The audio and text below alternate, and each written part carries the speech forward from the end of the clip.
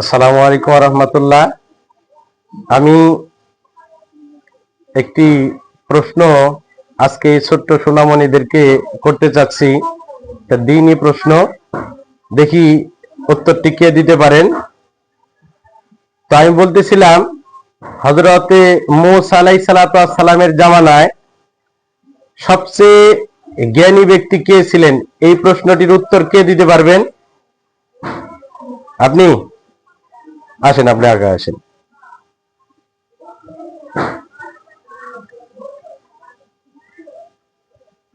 আপনার নাম কি?